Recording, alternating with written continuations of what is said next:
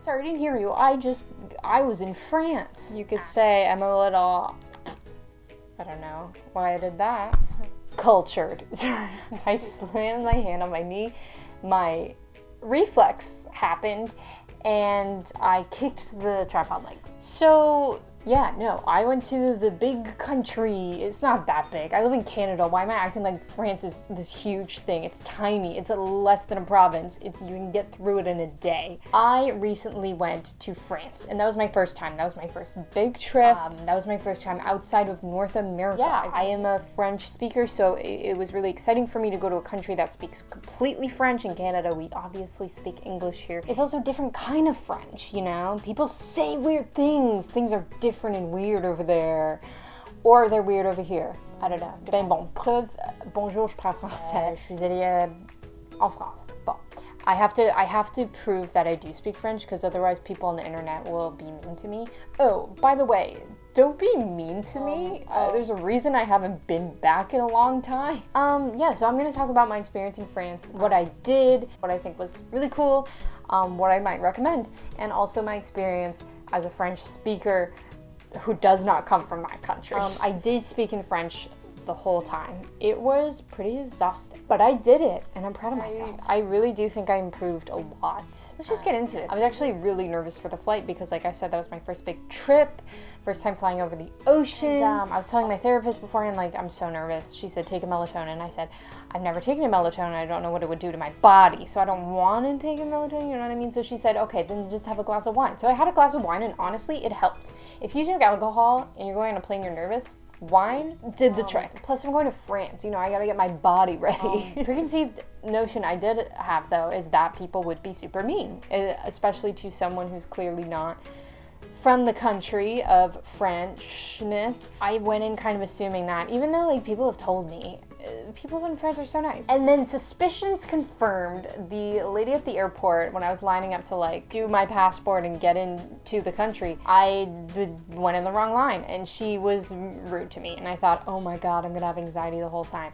Turns out she wasn't mean because she was French. She was mean because she worked at the airport, okay? Everyone else, delightful. So keep that in mind. So yeah, I went there. We basically went in the evening, so 6-hour time difference. So France lives 6 hours in the future from where I live in Canada. So I basically skipped over the nighttime in the airplane, and we got there, it was like 7 a.m. France time. So we just skipped that night, and that's the best thing I can recommend to do, is to just do the day and then go to sleep. The next morning, I was like, mwah. Felt refreshed. So the first thing is we wanted to get some lunch. We ate breakfast on the plane. So we wanted to get lunch. We went to, this is a word you're gonna need to know, boulangerie. If you don't know French, or if you're learning French and you're gonna go to France, boulangerie, it is basically the word for bakery, where you get your breads.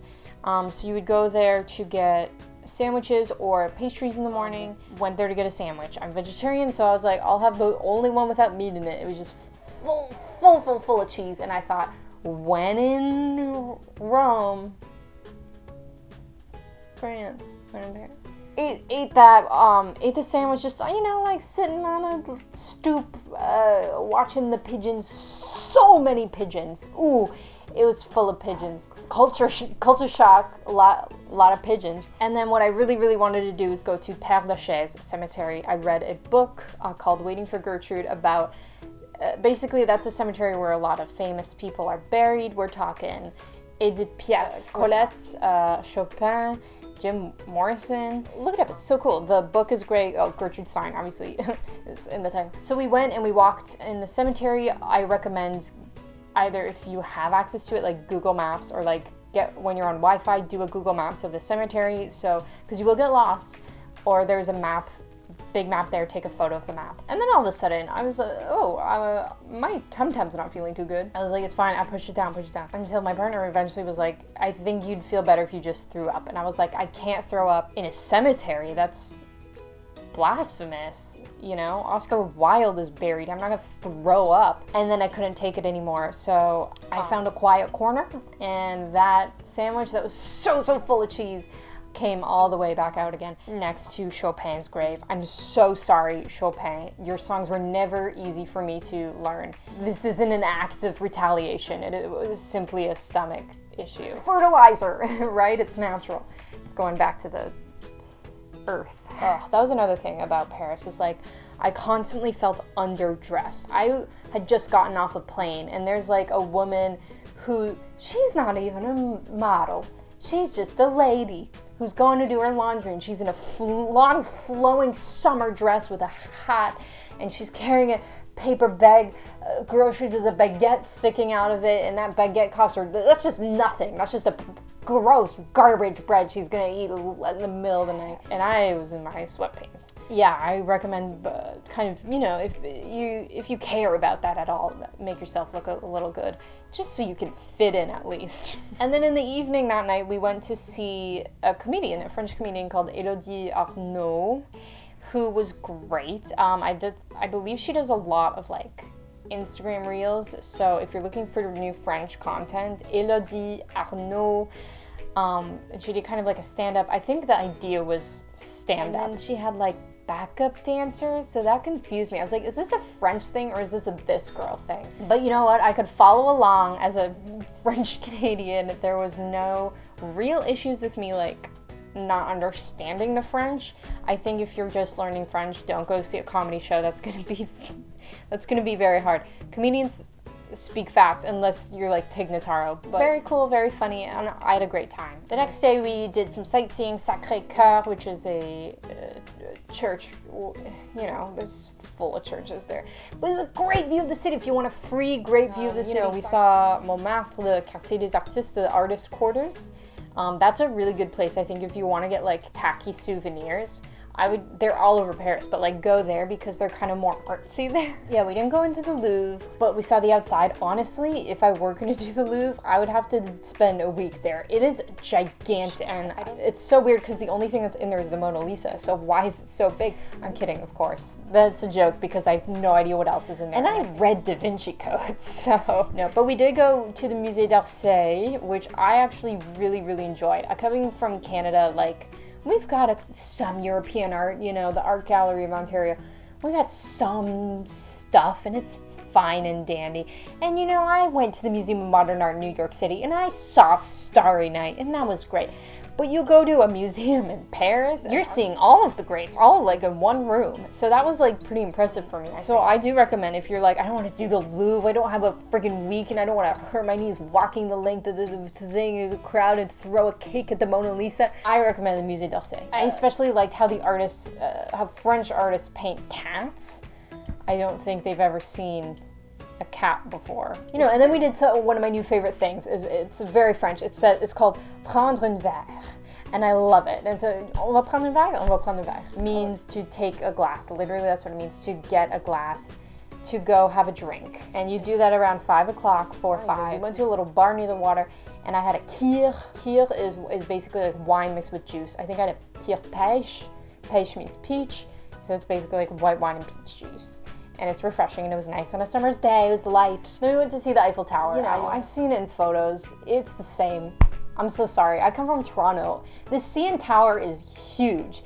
And then I saw the Eiffel Tower, and I was like, is there more? Did they take part of it down for construction? It's basically a keychain. No, it was cool to see, because it's like, oh, it's like a celebrity. There's so many other great things to see in Paris. I wanted to see more of France. We went down to the south, to the little town called Perpignan, which Dali named the center of the world.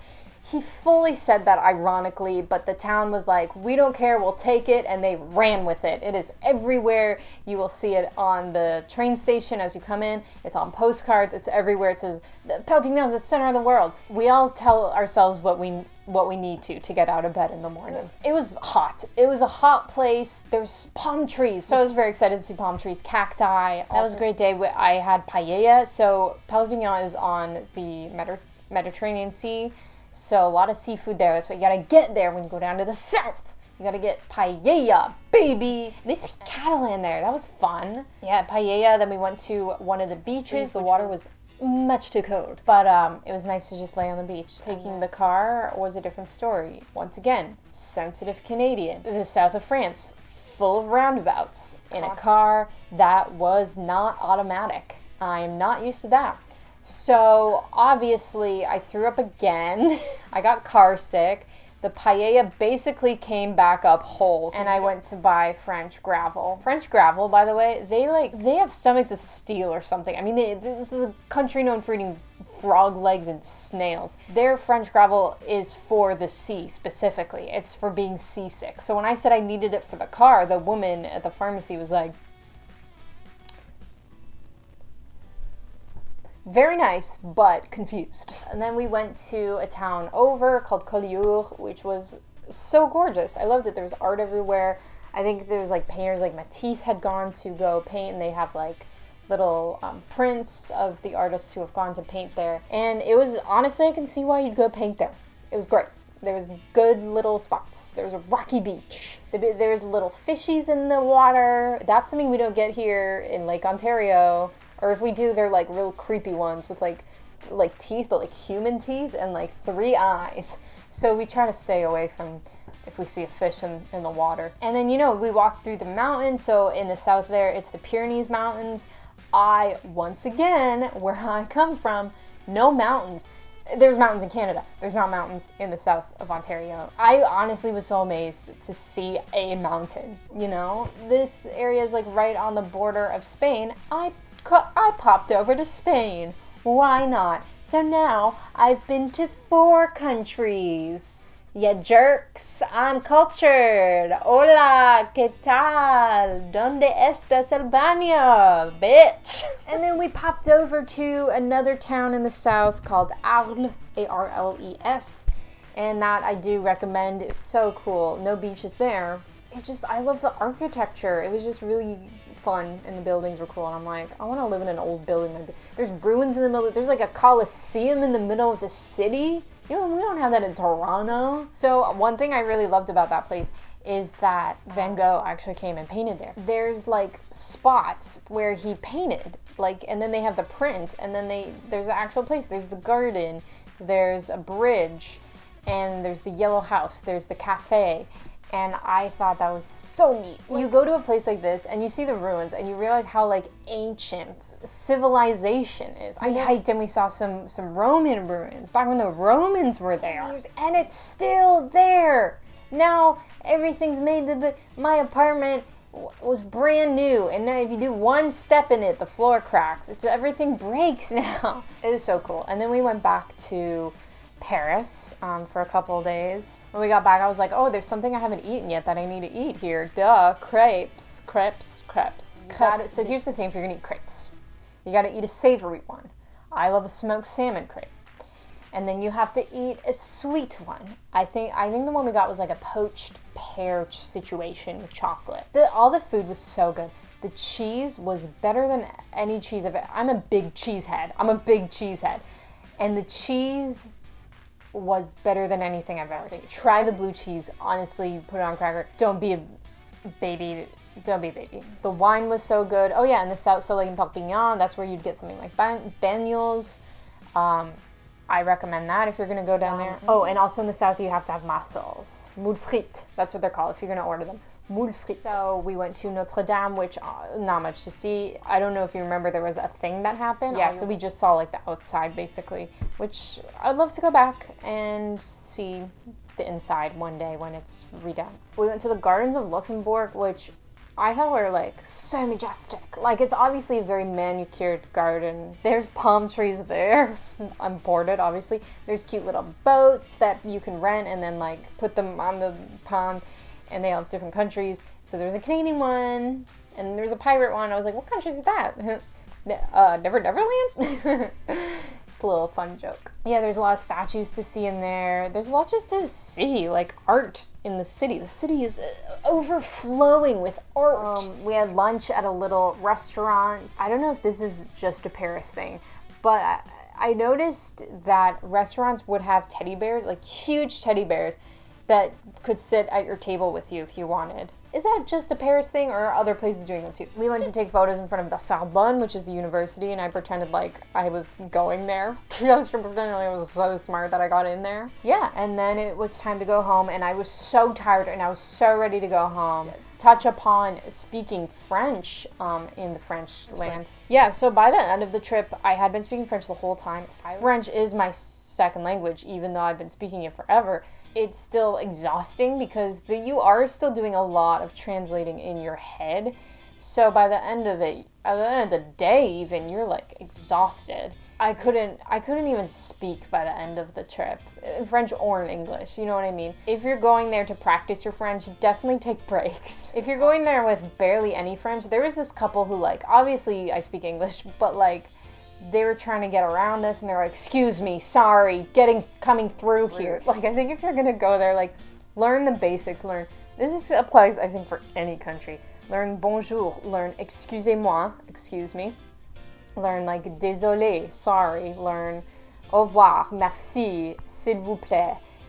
Make sure to say vous and not tu. One thing I noticed in Paris is that so many people in the shops, boulangeries, in any of those places, I think you can try them on the English. Otherwise, to ask for something, je voudrais le pain au chocolat, s'il vous plaît. There you go. And then replace pain au chocolat with whatever you want to eat. Bada boom, bada bing. Okay, thank you so much for watching. Share the video if you know someone who's going to France or Paris or whatever. And smash that like button and that subscribe button, because did you know that it's actually free to do that? You don't have to pay any money. You can just do that and it makes me so happy. And if you're going to leave a mean comment, don't do that. Leave a nice comment. If I said something wrong and it's not true, like, oh, the Sorbonne is actually a petting zoo. Say it in a nice way. Please, God, please, I beg of you, because otherwise I'm never coming back again. Okay, bye!